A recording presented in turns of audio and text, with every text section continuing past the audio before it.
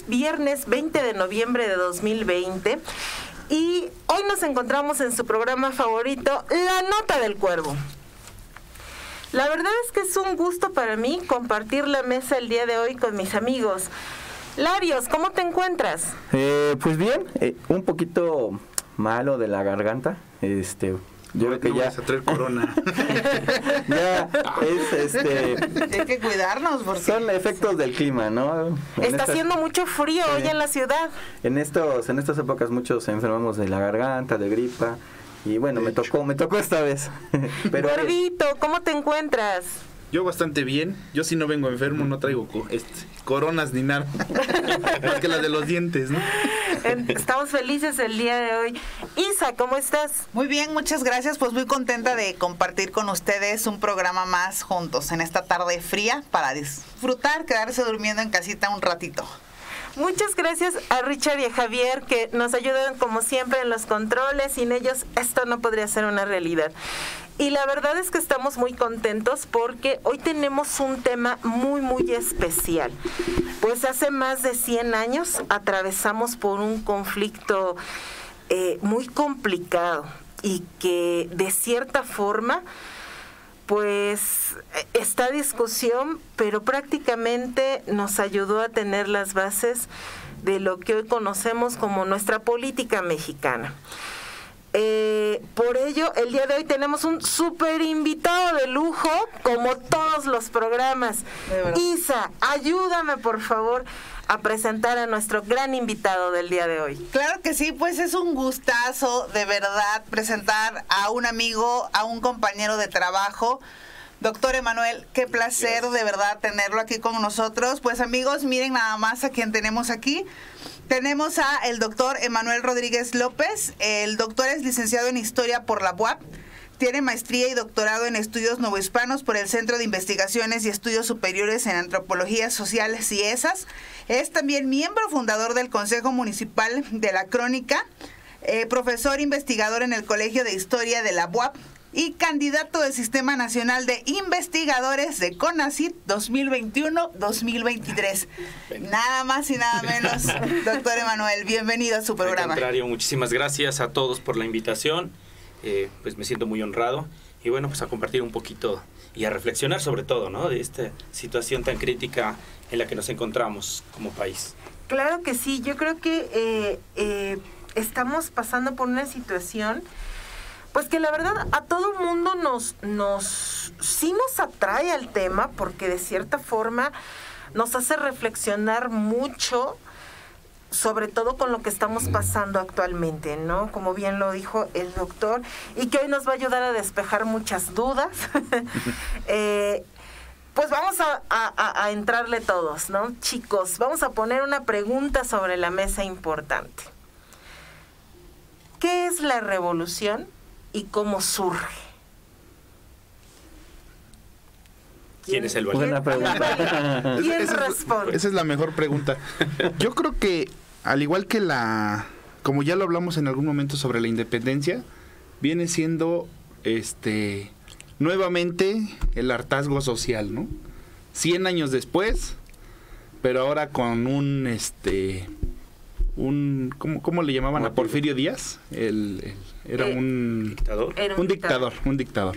Entonces, yo creo que la gente comienza a ver que este señor está en el poder una vez, y luego otra vez, y luego otra vez, y así pasaron 35 años, y sigue en el poder, ¿no? Entonces, yo creo que para los tiempos no es, bueno, no sé si era o no era correcto, ¿no? Pues es muy compleja la situación. Don Porfirio Díaz, a decir de él mismo, pues no había un mexicano preparado, no había nadie capaz de sustituirlo. Claro. Así es que pues él se sacrificaba por la patria. Y bueno, además tenía pues toda una red de personas que le apoyaban por toda una trayectoria en la defensa de nuestro país. O sea, aunque veterano, ya grande el señor, pero todavía no quería irse. Y sí, efectivamente, el movimiento de la revolución pues tiene muchas similitudes al movimiento de independencia, solo que no fue homogéneo. Okay. Tuvo distintos tonos y tuvo una causa de reivindicación social. Buscar una justicia social en este momento y algunos bandos más radicalizados, algunos más moderados. Y bueno, finalmente Francisco I. Madero, el apóstol de la democracia, para muchos un gran líder, para otros quedó a deber bastante. Claro. Con un movimiento de hartazgo y que tuvo distintas secuelas y en distintos niveles, pero prácticamente estamos hablando de una guerra de guerrillas, no la revolución, sino las revoluciones. Ok. Aparte fue un siglo, también hay que recordar, fue un siglo también de revoluciones, ¿no?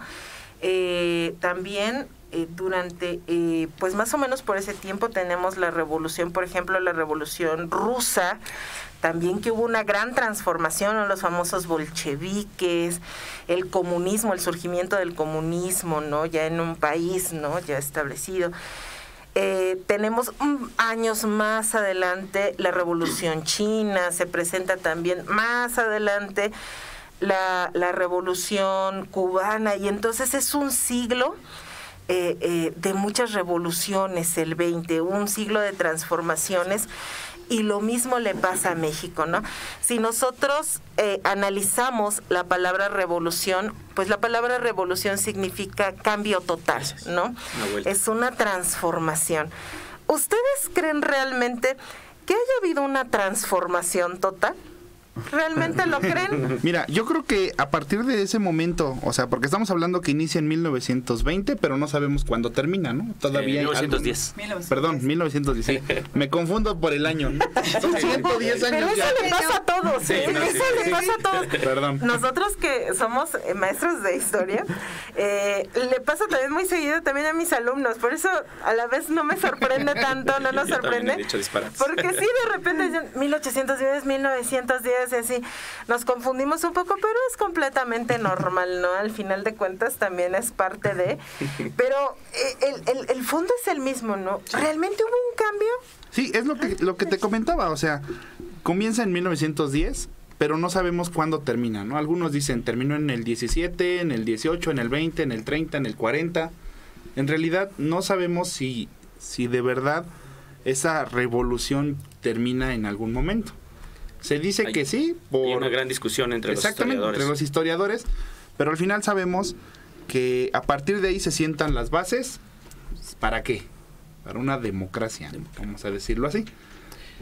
En 1917, con la Constitución, se supone que ya quedan incluidas las causas de la revolución. Okay. Sobre todo en el artículo 3º, en el artículo 27 y en el 123, pues que nos van a hablar sobre el acceso a la tierra, a tener un trabajo digno, a la educación. La Constitución está perfecta, creo que tenemos una de las constituciones más avanzadas, pero tenemos un lastre. Un sistema político corrupto. Dios mío. Entonces, pues el sistema funcionaría si quitáramos mucho, y que no es de los políticos, desgraciadamente necesitamos de un cambio de mentalidad. Sí, y muchas veces yo creo que lejos de que a lo mejor el sistema nos inunde y jale a todos al sistema corrupto, es más bien que acomodamos las leyes a nuestra conveniencia, ¿no? Yo siento que es más como dice el doctor. Necesitamos un cambio de mentalidad desde los niños, ¿no? ¿Qué pasa actualmente? Vamos a ponerlo al contexto de los alumnos de hoy en día. Los chicos de hoy en día quieren una calificación sin esforzarse en nada.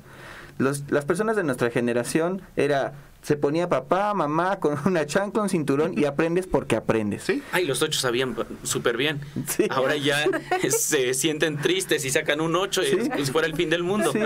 Entonces ya quieren todo desmenuzado, quieren todo fácil. ¿Qué va a pasar en un futuro no muy lejano, en un futuro cercano, cuando esos chicos con esa mentalidad de que quiero todo fácil y si no lo obtengo voy a hacer berrinche o voy a ver a quién demando, voy a ver con quién protesto porque no obtuve lo que quise sin esforzarme? ¿Qué va a pasar cuando esas personas lleguen a puestos de poder, puestos políticos? Exactamente, puestos donde van a dirigir gente. No quiero ni pensar que es lo que nos va a suceder, ¿no? Pero es como dice el doctor, un cambio de pensamiento, no solamente de la actitud que tenemos como mexicanos, porque muchos queremos ver este México diferente, ¿no? Un México que progrese, un México que realmente funcione como tendría que funcionar. Pero si no tenemos ese cambio desde el inicio de que somos niños, desde que nos enseñen o que nos fomenten los valores y que se apliquen como tal, pues no va a suceder, vamos de mal en peor, ¿no? Yo creo que hay que apostarle al trabajo colaborativo. Sí. Eso es uno también de los lastres que tenemos en nuestra sociedad, que esta vorágine nos lleva a competir en todos los ámbitos, en el académico, en el laboral, y entonces toda la vida creemos que de manera individual vamos a lograr mucho y menospreciamos el trabajo colaborativo. Y eso nos enseñó la revolución, organizarse, tener causas comunes y tener pues sentido de justicia social, porque también tanta egolatría, tanto de yo luchar por mí, yo tuve este logro, bueno, y mi entorno y mi compromiso. Cabría una reflexión incluso para todos los profesionistas, ya cuando ya tenemos nuestra profesión, nuestro título y nuestro trabajo, ojalá siempre fuera así, pues ya nada más pensamos en nosotros. ¿Y cuál sería nuestro impacto? Bueno, las mismas universidades como que ya perdieron el impacto que deberían de tener en compromiso social. Sí. De hecho, lo que comenta, muchas universidades ya están más por la cuestión económica que por la cuestión de qué voy a dejarle a la sociedad como impacto social, ¿no? Entonces, mientras me deje dinero, aunque mis alumnos o mi alumnado no aprenda. No hablo por una en general, sino por lo que pasa en el país, ¿no? Pasa, claro. Pero bueno, estamos entonces en la misma idea de que estamos viviendo una situación muy similar a lo que se vivía en ese momento, ¿no? Es decir, a lo mejor ahorita no es como que lleguen y te quiten tus tierras porque pues ahora son para el gobierno, pero ¿sí es algo similar o...? Hay rasgos muy similares. También se sigue teniendo la idea de un Estado paternalista, que todo lo tiene que dar, y hay programas que muchas veces el mismo gobierno pues apoya, porque conviene políticamente también, y pues o esperan el Procampo, o bueno, no quiero meterme en problemas, pero hay muchos programas sociales que son justos, sí, pero pues tienen un capital político y no permiten el despertar, porque esto tiene que ser un despertar. Eso era lo que pasaba en ese momento. Y en ese momento pues se tenía la idea de que el Estado tenía que cubrir las necesidades, salvo que el Estado solo cubría las necesidades de una élite muy privilegiada. Modernidad, sí, y ahorita hablaremos de Don Porfis. Claro que trajo la modernidad de nuestro país, telégrafo, ferrocarril se expandió, las vías de comunicación. Bueno, fue un periodo donde se pudo proyectar México, el valor de nuestro peso subió, pero pues esto no llegaba a todos. Estamos todavía en un país, en 1910, que tiene mucho parecido, incluso al periodo novohispano. Un analfabetismo que rebasa el 90%, muchísimas personas que no hablan ni siquiera castellano. Y no es que esto fuera malo, sino que no permitía una comunicación. De hecho, una cosa no está peleada con la otra. Podrían hablar su lengua originaria y también el castellano. Pero estaban incomunicados. Bueno, no vamos tan lejos. Todavía, cuando fue el conflicto de Cananea, de Canoa, cuando los estudiantes en San Miguel Canoa, pues muchas personas no sabían ni de qué estaba ocurriendo porque no hablaban castellano. Sí, pero meramente iban y porque... Exacto. Veían... La bola y la gente, ¿no? Que estaba ahí. Y vamos a... Seguían el movimiento. Es un país con injusticias, donde están los caciques, todavía tiene una gran presencia, incomunicado, con enorme analfabetismo, con enormes desigualdades. Claro, este tema es sumamente interesante y también... Es interesante abordarlo porque Puebla como ciudad, como estado, también figura aquí durante este proceso histórico, ¿no? Claro. Entonces, sería interesante y habría cabida para esta pregunta. ¿Es cierto que Puebla es la cuna de la Revolución Mexicana? De hecho, perdón, antes de que intervenga el doctor, justamente tenemos a Flavio Pérez Calpeño con un comentario que dice: saludos desde Xochimilco, Puebla, uno de los territorios más devastados por el movimiento revolucionario de 1910. Sí.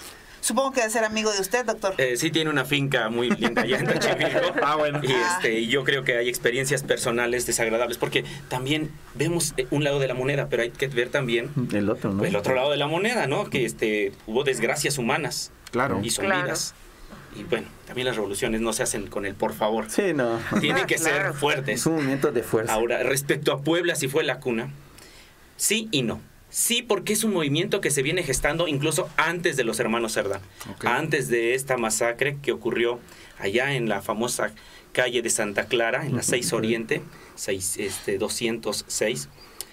Antes de ello ya habían movimientos. Ya en las fábricas, recordemos que Puebla es una ciudad con una enorme tradición textil desde la época novohispana, y desde los círculos obreros hay propaganda que de manera clandestina se está repartiendo. Se está leyendo a los hermanos Flores Magón con su periódico Regeneración. La diferencia es que los hermanos Cerdán, sobre todo Aquiles, va a ser muy radical. Y bueno, ya platicaremos también qué ocurre después en su casa frente a un gobernador que pues seguía los pasos de Porfirio Díaz, Mucio Martínez. Sí. Pero esto es, nace entonces en el norte, ¿no? Allá fue una expresión. Okay. Digamos, el lado maderista, pues más, ¿cómo decirlo? Menos radical. Okay. Porque finalmente, quizás sería un anacronismo decirlo, pero pues Francisco I. Madero era un fifí. Pertenecía a las familias más encumbradas del país. Bueno, hoy por hoy existe el brandy de Viejo Vergel, que es de Casa Madero. Sí. Entonces, pues es privilegiado y no era tan creíble su discurso para muchos. Porque decían, ¿cómo va a enarbolar una causa social si ha vivido en una familia, en el seno de una familia que se ha habido con la incluso opulencia, ¿no? Opulencia y beneficiada del mismo don Porfirio Díaz?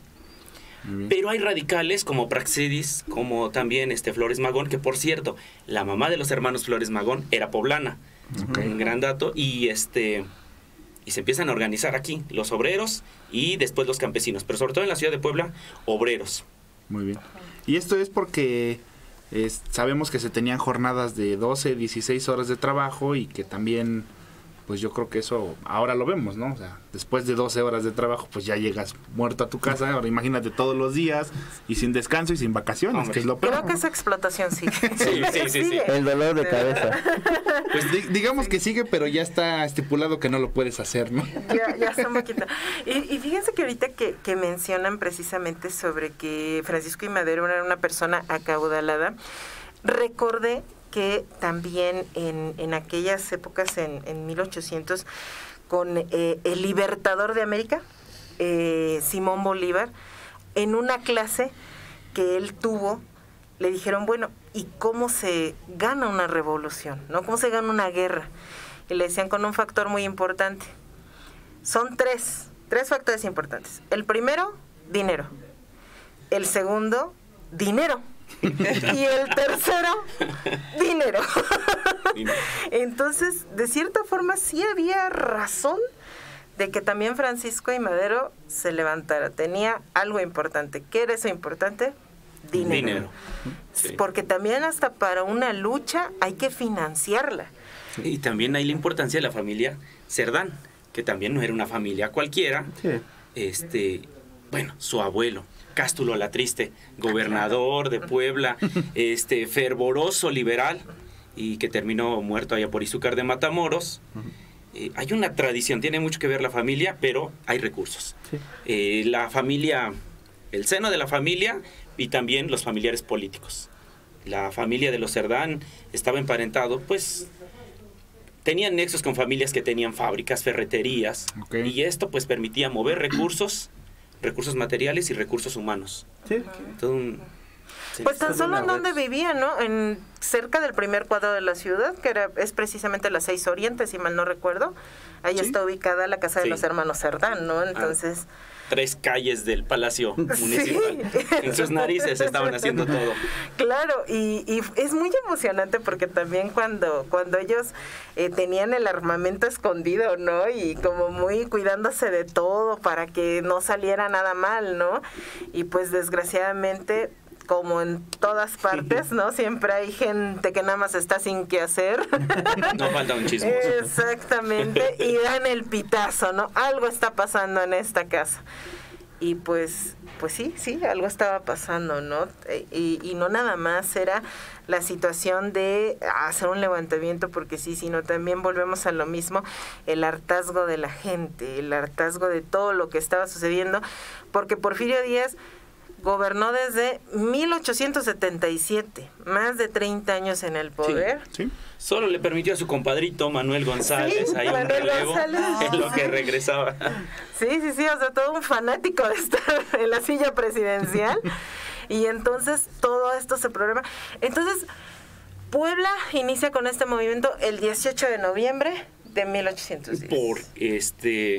Por una casualidad, ¿verdad? Como vemos, no estaba previsto, ya estaba marcado en el plan que tendría que ser el 20 de noviembre, donde todos, además un plan súper chistoso, porque ¿dónde se ha visto que lancen un plan diciendo nos vamos a lanzar en armas el 20? O sea, el gobierno estaba al tanto, ya estaban esperando en qué momento. Y en las narices de Mucio Martínez, el gobernador sanguinario de Puebla, lo estaban haciendo ahí a 3 calles, y que aquí quiero destacar el papel de las mujeres, porque son también las lecturas que hagamos de la revolución a propósito del feminismo. Cómo las mujeres van a tener un papel activísimo ahí en la revolución. Claro. No nada más como atender al hombre y hacerle de comer y compañera hasta sexual. No, son mujeres así bien entronas, las hermanas de Aquiles Cerdán, Carmen. Las hermanas Cerdán. Entonces, ella era la que traficaba las armas, las llevaba escondidas. Que no se dijera que no. Dicen que somos hasta, aguerridas. dicen que, bueno, cuentan que hasta se las escondían en las enaguas, ¿no? Sí.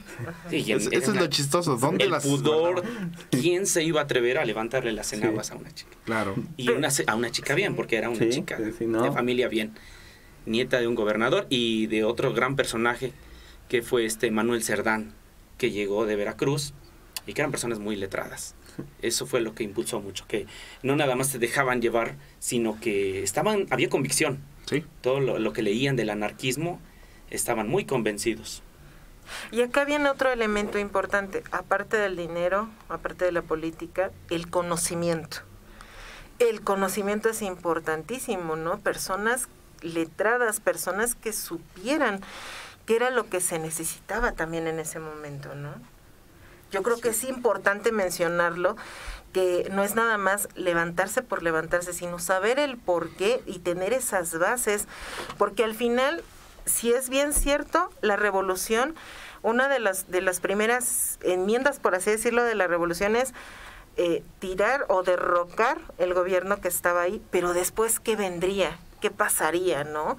Ya que ya se va Porfirio Díaz, llega febrero, se va, y entonces ahora, ¿qué pasa? ¿Qué va a pasar en el país? ¿Quién va a quedar como presidente? Ahí sí tenemos un símil grandioso con lo que estamos viviendo. Las esperanzas eran enormes. Se pensaba que un personaje iba a cambiar todo. O gran desilusión que el apóstol de la democracia, pues tampoco podía hacer mucho. De alguna manera estaba maniatado y ni siquiera había homogeneidad entre los revolucionarios. Okay. Desde luego, pues no repartió las tierras porque sus intereses eran distintos. Digamos que la lucha de él era más social, no tanto agraria. Claro que Zapata en la Convención de Aguascalientes pues lo va a desconocer. Pues, ¿qué pasó? Se vendió. Y además el secretario de Guerra y el secretario de Hacienda de la administración porfirista pues se van a quedar. O sea, que como que fue para muchos el mismo gato, solo que revolcado. Así es. Se fue don Porfi, pero dejó ahí aparte de su gabinete, y en la estructura seguía siendo lo mismo. Aunque se fueron gobernadores, en Tlaxcala pues estaba don Próspero Cahuanzi, también se prolongó por bastante tiempo, pero en la manera de gobernar las cosas parecieron casi iguales. Y el impacto de la Constitución, bueno, tan solo con el reparto agrario fue hasta la década de los finales de los 30, con Lázaro Cárdenas, que va a repartir las tierras, sobre todo en los 36, 38. O sea, 20 años casi después se empiezan a repartir. Y pues Madero como que no era tan radical en ese aspecto. Él había prometido repartir tierras nacionales, pero no la de particulares. Aquí lo que interesaba era quitarle las tierras a estos hacendados que con algunas prácticas, algunos, no todos, pero algunos pues sí se habían hecho de más y más tierras. Y bueno, era como un insulto el que tenía mucho. Ay, me parecía alguien que es presidente, pero, sí pero en serio, era casi un insulto que gente estuviera muriendo de hambre y otras personas concentraran este poder. No era culpa de los que estaban en ese momento, ya era una trayectoria larguísima que tampoco se podía sojuzgar en ese momento. Doctor, perdón, lo mandan a saludar y también... Más preguntas. Sí, No, por acá, se están desquitando. un colega de usted, Ajá. un gran historiador también, que por cierto, ya también es parte del programa y lo queremos muchísimo, el historiador Ramón Méndez Huitzil. Sí, cómo no. Sí, ya su colega aquí Bueno. compartiendo, dice, saludos colegas, cada región del estado la vivía de una manera totalmente distinta. Tal es el caso de San Andrés Cholula, y del cual el doctor Emanuel, la doctora Lidia Gómez, por ahí me la mencionan, y su servidor participó. Dice, cada vivencia era de una manera distinta, o lo vivía de una manera diferente, es lo que menciona el profesor. Cierto, sí, nos estamos concentrando en la ciudad de Puebla, pero hay periferias, no en sentido peyorativo, sino que no todo ocurre en el nodo, en el centro. Izúcar de Matamoros, esta región que estaba dominada por los zapatistas y que van a tener alcances hasta Cholula y hasta Huejotzingo. Y bueno, vamos a tener también paisanos, paisanos de Tlaxcala, porque yo soy de Tlaxcala. Vamos a tener a un Domingo Arenas, que también va a dominar toda la zona de los volcanes. Y sí, en cada pueblo se va a vivir de manera distinta, pero era muy desagradable en el momento, tanto para ricos como para pobres. La tradición oral ha dejado algunos testimonios muy tristes de que se le tenía miedo a cualquiera, a los zapatistas o a los villistas, porque necesitaban de recursos, como se ha mencionado. Y llegaban y arrasaban. Y ¿no? arrasaban. Sí. Entonces, ahí viene la bola. Y qué temor, ¿no? Porque mujeres violadas, animales masacrados pues, para la carne, granos y casas quemadas. Podría decirse que fue una época de terror. Pues sí. no tanto una época de terror, una época de cambios, de grandes cambios, porque desgraciadamente, pues no todo puede ser color de rosa en una guerra. Y se tenía que vivir de esa manera. Fue un recorrido pues por todo el país, ¿no? Levantamientos, de hecho, que no les parecía también como Francisco y Madero estaba llevando el gobierno, y entonces tanto Zapata se tuvo que levantar otra vez, Pancho Villa otra vez, y así sucesivamente. Pero bueno, vamos a seguir hablando de este interesantísimo tema. Vamos a un corte comercial y regresamos. No se olviden, estamos aquí en La Nota del Cuervo.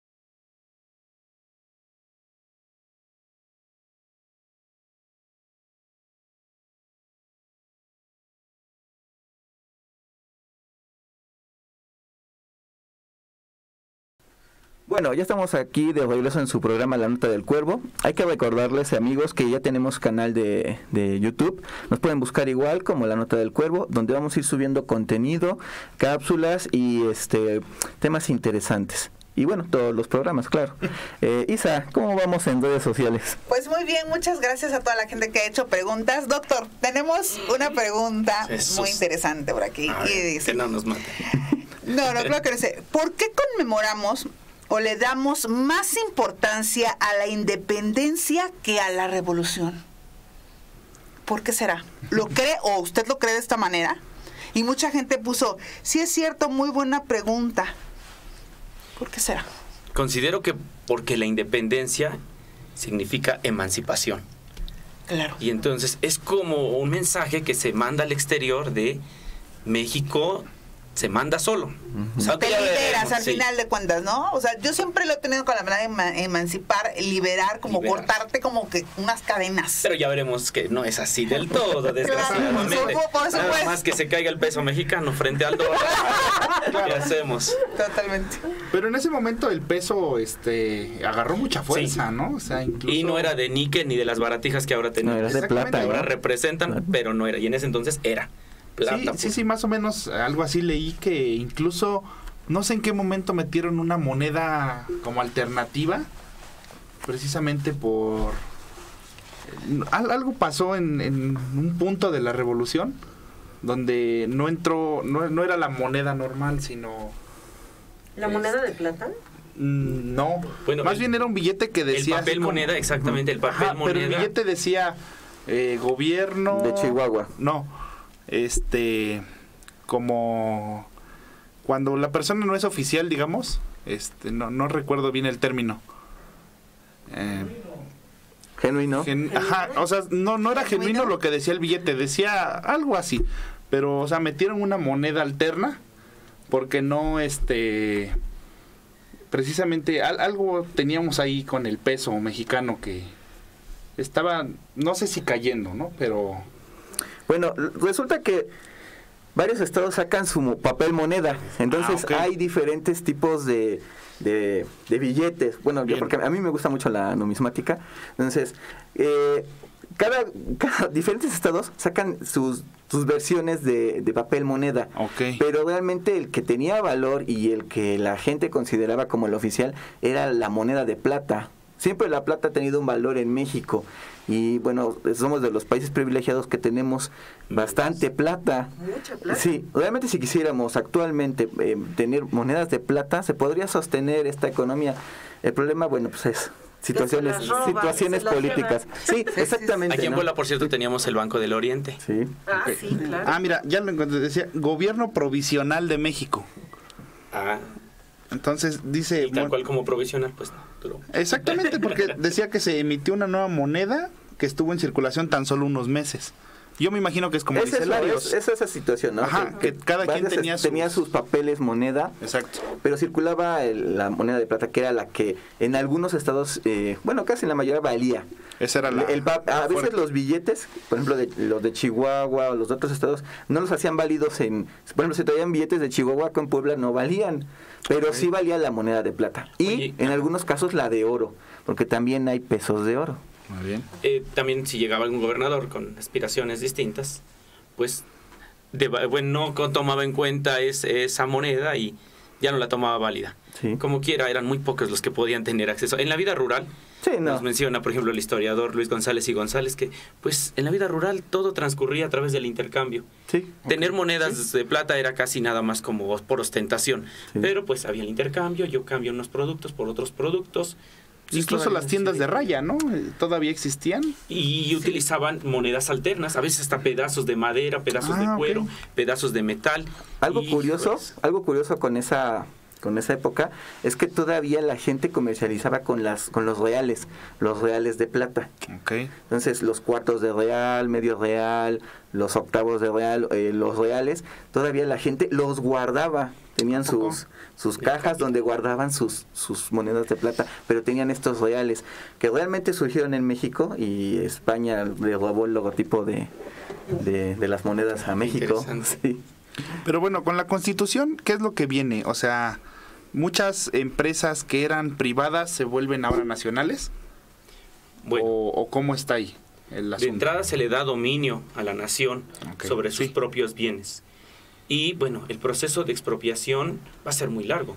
Sí. Bueno, la misma expropiación del petróleo va a ser hasta con Lázaro Cárdenas. Pero ahí fue primero los ferrocarriles, ¿no? Primero los ferrocarriles, en efecto, porque se necesitaba de iniciativa privada y extranjera además. Muy bien. Qué curioso, ¿no? En el siglo XIX se están peleando liberales y conservadores, ambos piden dinero al extranjero, pues para estas confrontaciones. Ok. A finales, bueno, ¿por qué se hicieron las intervenciones? Lo he mencionado con mis alumnos de manera jocosa, que el posicionamiento de Benito Juárez era: debo, no niego, pago, no tengo, cóbrame, te firmo un acuerdo, los que quieras. Vienen, por ejemplo, los acuerdos de la soledad, yo te firmo, no tengo, pero yo te firmo que te voy a pagar. ¿Cuándo? No sé. Okay. Los franceses no aguantaron. Porque, pues, y a partir de ahí empieza una deuda, ¿no? Y empieza una deuda histórica. Que viene un periodo más o menos de estabilización en la República Restaurada y después con Don Porfi, que empieza a pagar la deuda externa y empieza a llegar la iniciativa privada de países extranjeros. Solamente así se podía. Había participación mexicana, desde luego, sobre todo en el tendido de las redes, que Puebla pues va a jugar un papel importante porque va a ser un nodo y la comunicación entre los dos mares, el Golfo y el Pacífico, y hacia la Ciudad de México. Sí, hay muchos avances, pero pues que no todos van a tener alcance a estos avances. Y van a tener un papel todavía muy importante las familias que tienen dinero otra vez. Bueno, el mismo Madero se apoyó en familias y en personas pensantes. Cuando viene a Puebla, va a estar aquí el 14, el 15 y el 16 de mayo de 1910. El gobernador Mucio Martínez le va a negar muchas cosas. Querían darles el parque, el jardín de San Francisco, el jardín, la plazuela de San José, y Mucio Martínez dice, pues no, háganle donde quieran. Bueno, se las ingeniaron, lo hicieron en el barrio de Santiago y después terminaron en la plazuela que hoy llamamos de la Democracia, frente al Carolino, y que ahora donde es el Hotel Colonial. Le dieron un balazo, ¿no?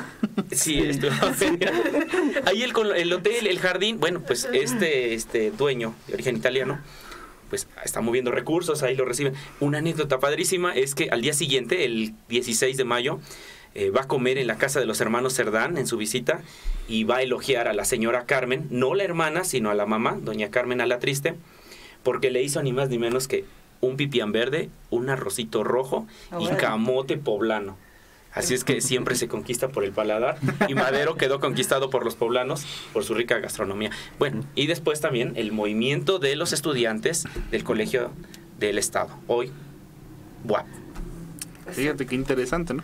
Y también, Perdón, y hay una placa de cuando vino Francisco y Madero, precisamente. En ese hotel. En ese hotel. Y está el balazo, o sea, está así como... ¿De verdad? Y ahí está, ahí lo puedes ver, te paras está en el balcón. En el balcón, frente al balcón, y está la placa, exactamente. Y ahí está señalado dónde están los...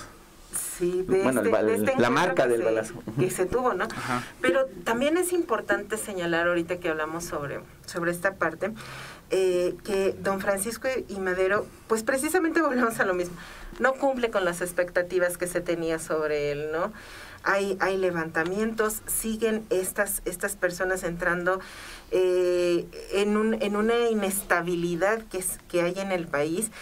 Estos movimientos de Zapata, Orozco, porque también aparece Orozco, Pancho Villa, que son figuras impresionantes de la Revolución Mexicana y que a mí me encanta hablar sobre ellos, porque pese a que se puede decir o decían que eran personas ignorantes, tenían también un buen sentido, ¿no? El respaldar a su gente, el conocer las carencias que había, el vivir con ellos y decir, pues esto ya no va para más, ¿no? Tiene que haber efectivamente o tiene que existir un cambio, y creyeron en ese cambio. Y una presencia también importante durante la Revolución, las famosas Adelitas, ahorita que hablan de las mujeres y todo eso, también las Adelitas tuvieron una participación muy importante. Y fuerte. Sí, claro. ¿No? Hasta la canción de "Y si Adelita se fuera con otra", ¿no? Sí. Toda esta parte también de que había en estos momentos. Ese sí era un movimiento femenino. Exactamente. ¿Y qué pasa cuando Francisco y Madero se encuentran con que según ya se había acabado la revolución, todo estaba en paz? Apenas iniciaba. No, exactamente. yo creo que tendría que 10 años, ¿no? Lo que pasa es que, pues acá hay una situación, ¿no? Yo siempre he dicho que Francisco I. Madero como que también se dejaba mucho llevar por lo que le decían. Yo creo que le decían, no, lo estás haciendo chido. Y él decía, qué padre, sí lo está haciendo bien chido, ¿no? No pasa nada. No hay que olvidar que era espiritista. Sí, Los espíritus le hablaban. Francisco I. Madero. Entonces decía, no, pues todo estuvo bien. Y precisamente aparece una persona en la famosa decena trágica, ¿no? En donde pues le dicen, sí, todo está tranquilo. ¿Y cuál, Juan? No es cierto, no estaba el país tranquilo, y pues él cae en esta... La traición. En esta traición, sí. ¿no? Otra vez aparece y pues terminan matándolo, ¿no? Sí. Y entonces otra vez vuelve a haber una desestabilidad, porque precisamente tuvimos un famoso golpe de Estado, ¿no? Con Victoriano Huerta. Con Victoriano y con Huerta. Estados Unidos metiendo las narices ahí. Qué raro. Exactamente. Y tuvimos esta parte, pues, digamos, otra vez de desestabilidad, de que pues también la gente no lo quería, porque al final de cuentas no era un personaje que afortunadamente nada más estuvo poco tiempo, ¿verdad?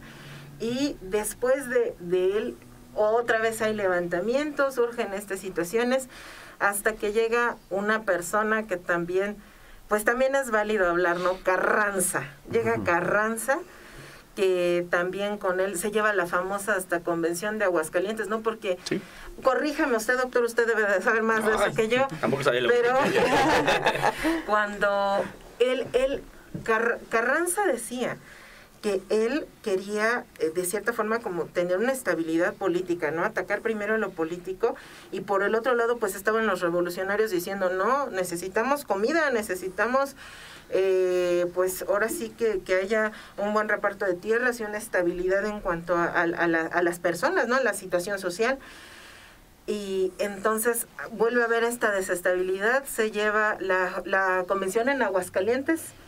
Y es que, bueno, después de la Convención de Aguascalientes, en 1915 ya había una ley que fue la del reparto, un pequeño intento de reparto agrario, la ley agraria, y pues no se cumple.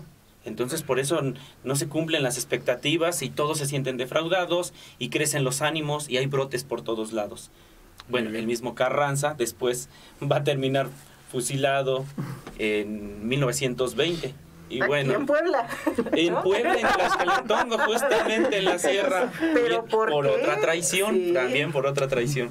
Exactamente. Muy complejo. Y hablamos de Carranza porque él fue también quien en 1917 pues da precisamente esta constitución que actualmente nos rige, la constitución de 1917, que como bien lo dijeron y partimos otra vez desde el inicio, o más bien regresamos al inicio, ¿no? La famosa constitución que nosotros tenemos actualmente y que afortunadamente gozamos de privilegios. Somos un país libre. Somos un país Es que es una libre. constitución de avanzada. Comentaba con mis chicos de secundaria, si se pusieran en práctica los derechos y las libertades que se garantizan en nuestra constitución, seremos un país primermundista. Claro. Derecho a la libre expresión, al libre tránsito, a la libertad de creencias, y uno diría, da uno por hecho que eso ya está garantizado. Y no, ahí tenemos un Chiapas donde hay poblaciones que tienen que emigrar solo porque tienen una religión distinta. Válgame. Sí. Y luego entonces, ¿dónde quedó ¿Dónde quedó? este La principio que desde Constitución. la del 57 ya se hablaba de la libertad de cultos? Y en la del 17 se va a reforzar. Y pues todavía hay mucha intolerancia. Tenemos mucho que hacer efectiva esta constitución y algunos cambios también. Bueno, el voto. Hasta la década de los 50 la mujer vino a alcanzar el voto. Y entonces, y la lucha de las Adelitas y de Carmen Cerdán. ¿Dónde de quedó? las mujeres, ¿Dónde quedó? ¿no? Porque- De verdaderas mujeres, ¿no? Que también, porque también, perdón, pero sí, de verdaderas mujeres que buscaban un cambio, no nada más salir, Y rayar pintar. paredes y tumbar cuanto Monumentos se de encontrara. Sí, sí. Yo, perdón, yo estoy totalmente en contra de ello. Toma esto, poste opresor, ¿no? Sí, o sea, Eso no es un cambio. monumento, me estás, no, yo creo que aquí se tiene que también tomar en cuenta la envergadura de una verdadera mujer, ¿no? Con conocimiento de causa, con ganas de querer hacer una transformación también válida y que ha habido presencia de ella desde, pues también desde la independencia, ¿no? Y tenemos también a muchas, a Leona Vicario, por supuesto, a doña Josefa Ortiz de Domínguez. Y luego dicen, es que era la esposa de... Como si su razón de ser se centrara en ser la esposa de Josefa Ortiz de Domínguez. Sí, la esposa del corregidor. No, hombre, pues si no nada más fue eso. O Leona Vicario, sí, la esposa de Andrés Quintana. Y que cumplen un papel igual o más importante que los mismos protagonistas, ¿no? Porque sin las mujeres en la presencia de estos movimientos no se hubiera llevado a cabo como tal. Tanto que ahora las recuerdas más, ¿no? Sí. Las recuerdas más en los libros de historia, yo creo. Claro, y aparte de esto, pues también saber que todos al fin de cuentas somos este gran país, ¿no? Que todos necesitamos de todos, que si realmente, como lo dijo en un principio, si todos trabajáramos de manera colaborativa, cooperativa, en equipo, supiéramos trabajar, muchas de estas cosas, injusticias, no se vivirían, ¿no? Al final de cuentas tendríamos algo muy muy importante por qué seguir adelante, ¿no? Y México, pues es una gran nación con muchas cosas que nos demuestra día a día. Y bueno, adelante. No, bueno, pienso que es un país donde debería de haber cabida para todos. Sí. Todos y todas, y dirían las compañeras feministas y todes. Para todos. A ver, un programa de pronunciación y de español también. Muy bueno por ahí, que se los recomendamos por comercial. Sí debería de ser un país donde quepan todas las voces. Claro. No estamos pugnando para que los oprimidos sean los que obtengan los beneficios de la democracia, sino debe de llegar a todos. Y entonces para ricos, para clase media, para los pobres, para los obreros, para los campesinos, para los estudiantes, para los homosexuales, para las mujeres, para las disidencias, donde todo esta pluralidad es lo que hace rico, bueno, nuestro país. Eso es lo que le hace rico, la diversidad cultural, ecológica, ideológica, y debería de haber cabida para todos. Sí, claro. De nuevo le mandan unos saluditos por acá. Gracias. Doctor, mire, dice, excelente dominio de los conceptos de un tema tan candente y complejo. Saludos, doctor Emanuel Rodríguez, y felicitaciones a todo el panel de ponentes. Bueno, en este caso muchas gracias, no somos ponentes, somos acá los conductores ahorita, pero es siempre un placer de verdad aprender de nuestros invitados, porque siempre estamos aprendiendo muchísimo. Lo manda a saludar Flavio Pérez Calpeño. Pero está. Ya tengo. Mi admirador. No, gracias, admirador. ¿Vamos a mandarle saludos? Sí, como no, hasta Tochimilco. Y bueno, también saludos a mis alumnos del Colegio de Historia de la Benemérita Universidad Autónoma. No es cierto, de la UAP. Y no puedo decir nombres del instituto. Sí. Bueno, también a los chicos del Instituto Arnaiz. Saludos, chicos. Owen por ahí que nos anda viendo, mi niño, muchísimas gracias, ya lo vimos. Y de verdad, sí, ya también para ir cerrando, porque faltan 5 minutos, y de verdad, doctor, nunca se me ha ido un programa escuchando tan atentamente. ¿Y qué le voy a hacer a mis apuntes entonces? No es cierto, no, gracias. Yo creo que es parte de, y yo creo que el día de hoy aprendimos muchísimo, como siempre. Larios, ¿con qué te quedas? Bueno, que el movimiento dio inicio, pero yo creo que no ha terminado. Que sí tuvo una fecha de inicio, pero los cambios que realmente esos idealistas buscaban no se han concretado. Yo me quedo con esa parte, con ese sentimiento de que aún falta. Isabel, ¿con qué te quedas? Pues que tenemos que seguir nosotros, pues, levantando la voz como mujeres, y sobre todo, como bien lo dijiste hace un rato, hay maneras de alzar la voz y maneras de manifestarnos, mujeres, de ser escuchadas. Ya nos pusieron el ejemplo en un pasado, y por supuesto que podemos hacer un cambio, empezando desde nuestras propias trincheras y poniendo el nombre de México muy en alto.